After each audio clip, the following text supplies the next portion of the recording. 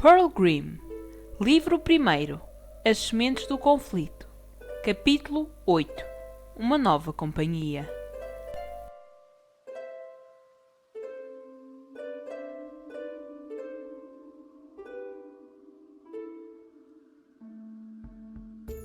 O Angok observava a outra margem do rio.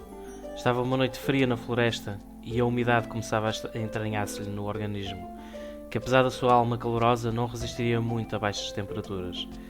Vinha de uma terra onde o sol nunca se punha e onde o clima quente só era mesmo ultrapassado pelos desertos amarelos. A sua Hevar, a sua cidade de ouro, tão longe do seu corpo e da sua alma. Um tremor de frio apoderou-se do Sarov, que lançou um último sorriso ao rio Dur e voltou para o acampamento. Jon Schvaltz, herdeiro do trono real de Groth e agora viandante incerto, estava coberto nas suas peles de raposa que o aqueciam junto ao lume que naquela noite teimava em pouco se manifestar. Morana, a regente da Shnapoá, estava sentada num local relativamente distante da fogueira, mas os seus belos cabelos embebidos em ouro ainda reluziam com a luz do fogo. A primordial estava sentada em cima de uma rocha acinzentada e aproveitara aquela atmosfera noturna para amolar as suas pequenas facas com uma pedra negra que guardava sempre consigo nas algibeiras de viagem. A sua face, imaculada como a natureza, virou-se repentinamente quando viu que o Angok regressava da margem do rio para a fogueira. Depois, com um olhar neutro, voltou a concentrar-se no seu trabalho. Liuthorn chegou ao pé de Jon e sorriu-lhe, gesto que o intrépido jovem fez questão de retribuir. E a juntar-se ao sincero sorriso de amizade, o príncipe estendeu a Sarab a sua capa amarelada. Este aceitou de bom grado, agradecendo-lhe e cobrindo-se com a mesma. Ato contínuo, sentou-se ao lado de Jon Schvaltz, dando-lhe uma leve cotovelada. "Olha lá", comentou num murmúrio. "Estás a ver a Morana?" O jovem olhou em direção à filha da floresta e perguntou curiosamente. "Sim, o que tem?" "Repara como ela está bela esta noite?" opinou Liuthorn, sempre com um sorriso na cara. "Olha aqueles cabelos fulvos a brilharem com a luz do fogo. E aquela linda cara branca." "Estás inspirado esta noite, Liu?" comentou Jon, dando uma pequena risada e uma palmada amigável no ombro do filho do bem. "Está bonita, como sempre, claro. E daí?" Então, Liuthorn colocou a sua mão por trás das costas de Jon e apertou-o contra si e falou, sempre num tom quase inaudível, de forma que Morana não o ouvisse. "E daí, meu amigo? E daí que está na altura de lhe propores." "Propor?" falou Jon, surpreso, num tom alto, afastando a mão do Angok das suas costas. A repentina alteração de timbre do príncipe fez a regente das florestas olhar para os dois companheiros de viagem. Depois de Liuthorn lhe dar um sorriso, Morana revirou os olhos e voltou a concentrar-se na amolação das suas lâminas. Liuthorn deu outra leve cotovelada em Jon. "Shhh, fala baixo." "Pensas que eu não sei, hã?" "Não sabes o quê?" inquiriu o jovem, dando uma carícia na cabeça da sua loba das montanhas brancas Katie. "Olha para ela", comentou novamente o Angok. "Outra vez?" "Não é isso." Liuthorn fez um gesto vago com a sua mão no ar. "Sempre que caminhamos já deu para ver. A forma como ela olha para ti, a forma como ela desvia o seu olhar quando tu olhas para ela." "O que é que estás tu a dizer?" "Ela gosta de ti, rapaz. Aproveita!" murmurou o filho do bem, dando uma palmada amigável no ombro de Jon. "Estás tolo?" Jon ria-se, ainda que num tom baixo, desvairadamente. "A Morana gostar de mim? Não, ela não gosta de ninguém, Liu. Se calhar nem dela própria." "Olha para o que eu te digo", insistiu Sarov, sempre sorrindo e agora dando um pequeno abanão ao amigo humano. Não mesmo." O príncipe fizera um gesto negativo com a mão e continha ainda o seu sorriso provocado pela suposição ridícula de Liuthorn. O Angok abanou a sua cabeça de longos cabelos dourados, agora cobertos pelo carapuço da sua capa. Fitaram o parco lume durante alguns segundos. Depois, Liuthorn voltou a falar. "Agora, resta saber. E tu, gostas dela?" Jon fitou o amigo agora mais seriamente, não conseguindo esconder os tons escarlates que lhe pintavam a face. Não e pronto", respondeu o humano, secamente e fazendo um gesto vago com as duas mãos. "Tens a certeza?" Liuthorn arregalava os olhos azuis. "Tenho a..." Mas a resposta de Jon Schvaltz fora agora cortada pela chegada de Morana à beira da fogueira. Estava realmente bela naquela noite. A juntar-se aos cabelos loiros que lhe molduravam a imaculada face de marfim, as curvas do seu esbelto corpo luziam também à luz do lume. A regente do Shnapoá guardava as suas lâminas e a sua pedra de emular negra numa algibeira de ouro, de couro que deixara algures perto da sua tenda e olhava para os seus companheiros de viagem. A sua voz glaciar de Snapoá espalhou-se no ar, neutra. Boas noites, Angok humano. Os dois amigos retorquiram e ela entrou na sua tenda, deixando um último rastro de beleza atrás de si. O príncipe Grothiano aproveitou a deixa para se levantar, bocejar e olhar para o Angok, falando depois. Bem, Liu, estou com sono. Acho que me irei deitar. O Sárob levantou-se prontamente e deu uma festa no braço do seu amigo. Muito bem, Ion, vai lá. Que Godrol caminhe nos teus sonhos. Eu fico a fazer a vigilância. Tens a certeza que não te queres ir deitar, Liu Thorn? Quis saber o jovem, oferecendo ajuda. Há várias noites que não pregas olho para ficar aqui acordado a fazer o trabalho que todos nós deveríamos fazer por turnos. Deixa-me fazer a patrulha esta noite. Sabes que eu sou um Angok e nada, cortou o humano. Não me venhas outra vez com o argumento de que és um Angok e que por isso tens mais resistência à falta de sono e que precisas de ficar acordado para apanhar lá o rei da bruxa. Eu sei que estás a fazer isto para nós, não nos darmos ao trabalho. Por isso, deixa-me ser eu agora. A sério, Ion, disse o Angok sorrindo. Eu não me importo mesmo nada, vai lá dormir. Tens a certeza? Insistiu o príncipe. Tenho a certeza, velho amigo, confirmou Liu Thorn anuindo com a sua cabeça. Pronto. Muito bem, não insisto mais, desistiu o jovem encolhendo os ombros. Se um dia, enquanto estivermos a caminhar, tu queres para o lado, não digas que eu não te avisei. Bom, então boas noites e que Godrol caminhe nos teus sonhos. Que Godrol caminhe nos teus sonhos também, filho de Arthur. Despediu-se Liu Thorn, dando um aperto de mão ao humano que se retirou em direção à sua tenda, ladeado por Kathy. O Sárob respirou fundo a atmosfera noturna de Jinglebreast. A verdade era também que adorava o ambiente da noite, algo curioso para um filho do bem. E para além do mais, Liu Thorn orava ao Criador todas as noites para que lhe surgisse Albimiel, a bruxa de que tinha sido encarregada de executar pelo seu senhor Godrol. Assim poderia matá-la e os seus amigos deixariam de poder correr perigo.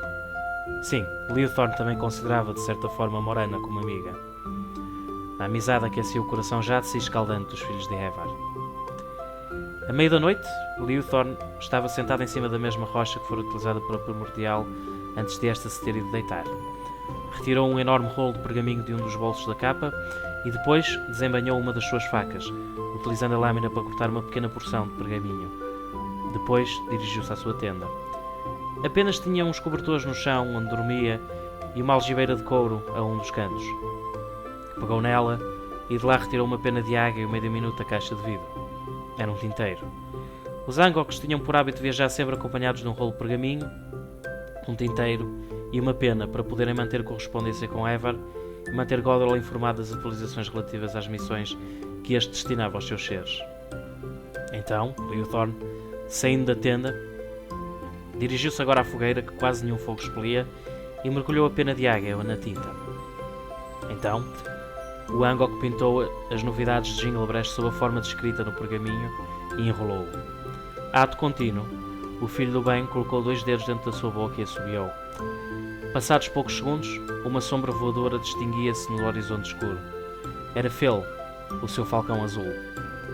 A ave de rapina aterrou prontamente no antebraço esquerdo de Liu Thorn e este, sorrindo, pegou na sua faca e cortou um bocado de tecido da sua capa amarelada, procedendo a trabalhá-lo até que este se assemelhasse a um cordel. Então, o Angok utilizou o cordel improvisado para atar a mensagem às patas de Phil e depois, com um gesto ascensional, Liu Thorn fez o falcão saltar do seu antebraço e começar a voar para norte. Passando algum tempo, o voo de Phil mesclava-se ao horizonte obscuro da noite florestal. O Sárob mirou o céu e as pequenas estrelas que se começavam a formar neste e tentou ainda distinguir a sua ave de rapina no meio da escuridão. Então, falou num tom meigo. Voa, meu amigo. Na manhã que se seguiu, as previsões anunciadas pelas estrelas de que o tempo iria estar mais quente provaram-se verdadeiras.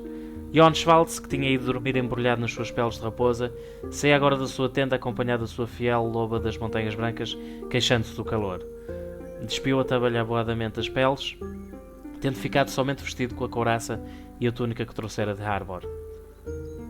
Bocejou e espreguiçou-se como um homem livre no meio da manhã da mãe natureza. Os seus olhos semicerrados ainda teimavam em se abrir completamente por estarem habituados à escuridão da noite. Não era de admirar, por isso, que as suas primeiras passadas daquele dia se assemelhassem aos passos de um bebê que aprende a andar. Atabalhoadamente, se dirigiu à margem do rio Dur e lá mergulhou as suas mãos, tendo acabado por as levar à cara, usando-as para as esfregar. Gradualmente a sua visão foi-se apurando. Quando olhou para o seu lado direito já conseguia distinguir claramente que Kathy bebia um pouco de água do rio. Fez-lhe uma carícia nas orelhas felpudas e sorriu-lhe. Depois levantou-se e voltou ao acampamento. No seu regresso, algo que lhe saltara à vista fê-lo soltar uma leve risada. Leothorn, o Angok patrulhador, o sem sono, caía adormecido encostado ao tronco de um pinheiro manso. Jon aproximou-se, sorrateiro, e agachou-se ao seu lado, ficando apenas apoiado na ponta dos seus pés. Depois, o herdeiro da casa Schvaltz aproximou a sua boca do ouvido de Sarov e sussurrou, fazendo uma voz tenebrosa. Leothorn, Leothorn, sou eu, Albimel, vim para te comer a alma. Então, como puro reflexo, o sono abandonou o corpo de Leothorn. As suas pálpebras abriram-se repentinamente e a faca, que pouco antes se encontrava banhada, estava agora apontada ao pescoço do jovem humano. Jon desmanchara-se a rir. Acreditaste mesmo? O Angok fizera uma expressão severa, a primeira que Jon via vindo dele. Que um relâmpago te caia na cabeça, Jon Schvaltz, disse Leothorn estranhamente altivo. Quase me matavas de susto. Nunca mais faças isso, estás a entender? Tá bem, calma.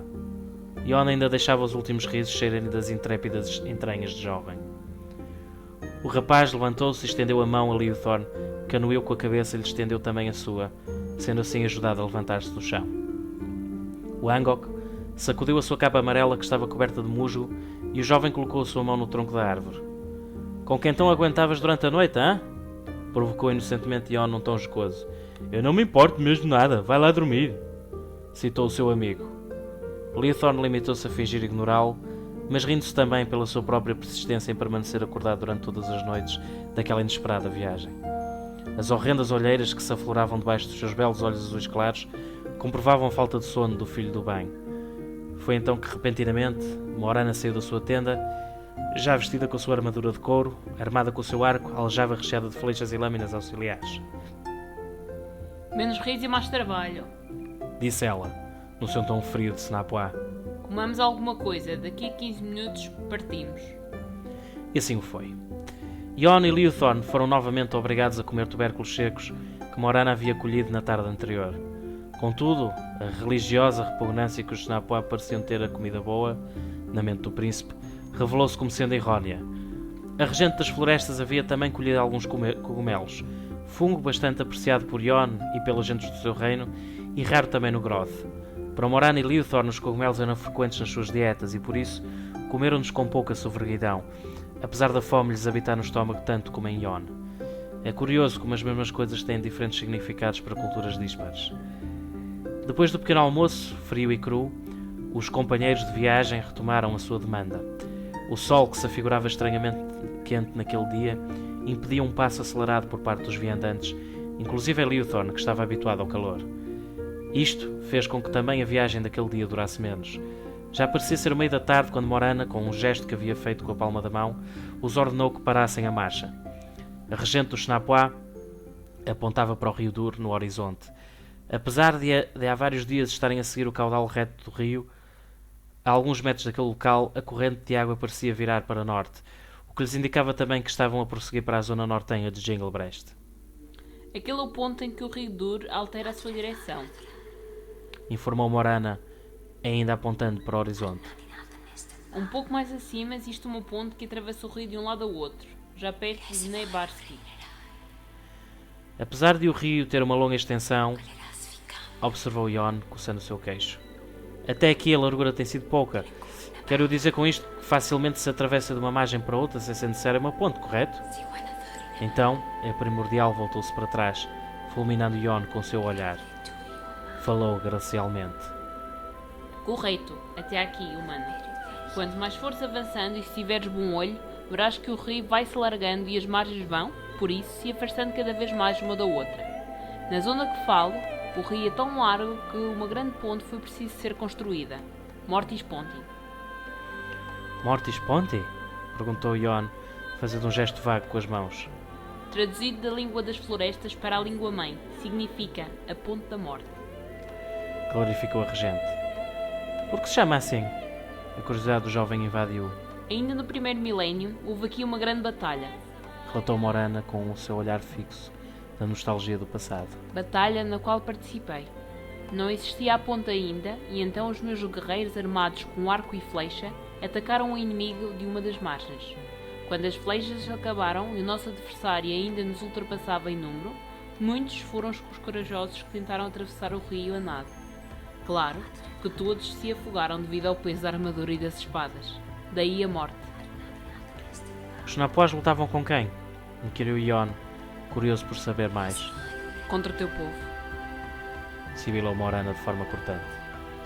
Ion ficara impávido.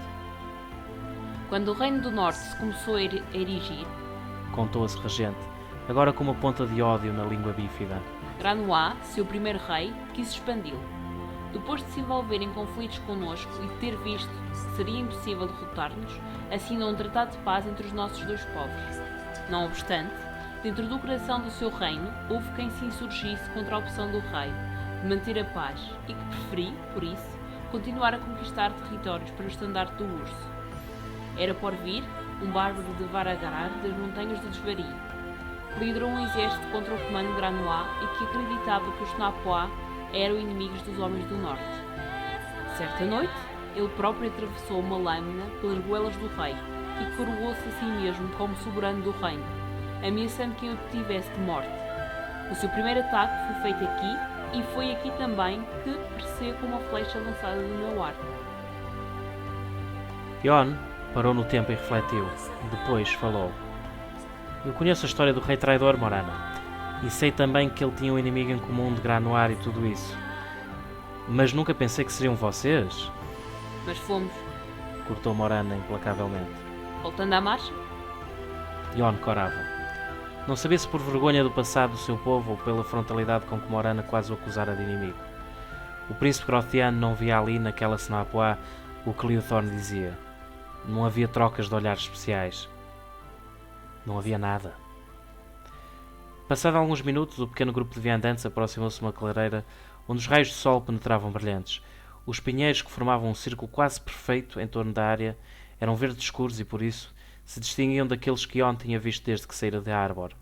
Os pinheiros anteriores eram de folhas igualmente verdes, mas apresentavam tons mais claros e alguns até tendiam para o cinzento. Após ultrapassarem a bela clareira, os companheiros de viagem viram que o rio se alargava cada vez mais e rapidamente chegaram ao local onde se encontrava a tão célebre ponte que a regente das florestas havia falado. Era enorme, maior que qualquer outra diminuta ponte de pedra que o herdeiro da casa de Schwaltz alguma vez pudera vislumbrar na sua terra natal, nas travessias do rio Haven. Nem mesmo a ponte que fazia a ligação entre o patamar superior do seu castelo em Bier com as muralhas frontais da cidade capital dos Homens do Norte se comparava em dimensões ao que observava à sua frente. E se a ponte que atravessava o rio Dur ali em Moria-Edras apresentava generosas proporções em comprimento, também o era grande em largura. Ao invés das pontes grothianas, esculpidas em pedra, aquela era toda ela fabricada em madeira, de uma margem à outra. Ion ainda achava impossível aquela estrutura feita de um material tão débil como a madeira se aguentar ali, numa zona onde o rio Dur era mais corredio que o habitual. Morana explicava-lhe que os Senapoá haviam contado com o auxílio de artesãos Sarub de Evar, célebres pela sua arte de carpintaria. Ion lançara um olhar jocoso a Liuthorn. Tu também trabalhas madeira, artesão? Nos meus tempos livres costumo até fazer esculturas em madeira, anunciou o Angok, sorrindo calorosamente. Como ofício, faço arcos e flechas para o exército da minha cidade. Uma ponta de tristeza parecera subitamente habitar nos lábios de Liuthorn. Ion estranhara a segunda confissão do amigo. Falou. Tu não és um Angok? Por que é que o teu ofício havia de ser fazer armas para o exército? É certo que sou um Angok, confirmou tristemente Liuthorn. Mas também é verdade que sou um Sarov. O príncipe entendera. Era um Sarov. Apenas um miserável Sarov. Pouca conversa aí atrás e vamos lá atravessar esta ponte. Cortou Morana friamente. Os dois amigos reviraram os olhos e dirigiram-se para a beira da regente. Então, o urso, a serpente e o falcão atravessaram a ponte sobre o rio Dur. Ion convencia-se que estavam a chegar ao local em que os três inesperados companheiros de viagem se separariam. E, de facto, já mais longe haviam estado da fronteira que os apartaria uns dos outros. O príncipe teve uma súbita sensação de nostalgia ao passar sobre aquela mortis ponti. Colocava-se mentalmente na carne de um guerreiro grothiano que havia lutado naquela ponte. Como seria a guerra? Tenebrosa, dizia-lhe o pai, Arthur Schwarz, o lírico, a pior situação em que um homem se podia ver. Não obstante, desde jovem Kion ouvira os relatos de batalhas vitoriosas vindos da boca de Gor-Barlir, o conselheiro real de seu pai, e isso incitava-lhe alguma curiosidade por aquilo que os veteranos chamavam no seu país de a bélica arte. Qual seria a sensação de, com a lâmina de uma espada, sentir as entranhas do inimigo em convulsão quando este fosse penetrado pela morte? Seria horripilante, de certeza, mas necessário. Na guerra, ou se matava ou se era morto. Disso sabia o príncipe que um dia iria ser rei e, como regente de um povo, não pretendia governar apenas com poesia, como acreditava que o seu pai fazia. Queria defendê-lo contra os demais inimigos, sem ser com a pena, mas sim com a espada. E em vez de fazer jorrar tinta sobre um papel, faria o sangue adversário manchar a terra. Que o destino lhe reservasse a sorte de que no tempo em que reinasse aquela guerra que agora estava prestes a estalar, tivesse findando e que a paz imperasse novamente sobre o mundo ad imaginem. Os pensamentos constantes do jovem Schwarz sobre o seu futuro próximo e distante foram, contudo, interrompidos pela voz de Leothorn, que parecera estranhamente elevar-se num tom pouco habitual. Ali, olhem! O Sarob apontava com o seu indicador direito para o meio da ponte de madeira, onde parecia jazer um vulto. Ali! Está ali alguém! Voltou a avisar o Angok, fazendo sinal com a cabeça a Morana e a Eon. Cientes da mensagem de Leothorn e acompanhados pelo mesmo, a regente das florestas e o príncipe das montanhas níveas avançaram num passo célere em direção ao vulto, fazendo com que as tábuas de madeira sob os seus pés produzissem sonoros baques no meio do rio. Quando se abeiraram do ser, que se encontrava deitado inconscientemente, puderam observar a sua composição física. Pertencesse a que raça pertencesse, era certo que o ser era do sexo feminino, pelas suas feições suaves e harmoniosas, de traços finos e encurvados. A sua face era de pequenas dimensões e arredondada. Os seus olhos encontravam-se cerrados, o seu nariz, uma linha perfeita, e os seus lábios de tons levemente lilás contrastavam com o seu tom de pele alvadio. O seu cabelo prateado assemelhava-se de certa forma ao de Morana, tanto em cor como em desenho, sempre que este se apresentava ondulado e longo. Tinha, todavia, um pormenor diferente do da regente. Alguns no local que parecia dar origem a uma trança, um bocado de tecido acastanhado tapava-lhe o couro cabeludo, sendo que essa mesma trança parecia estar enrolada dentro do próprio tecido. No vestuário, a misteriosa criatura parecia ser simples. Estava somente vestida com uma túnica negra que lhe chegava à ponta dos pés. Estes, por sua vez, estavam revestidos por duas pesadas botas de couro da mesma cor que a túnica. Morana estudou com o seu olhar astuto e com a curiosidade o ser. Passado somente alguns segundos, a regente do Schnappua sibilou. Ajudem-me a levá-la para a outra margem. Os dois amigos entreolharam-se e prepararam-se para erguer o corpo ferido da criatura.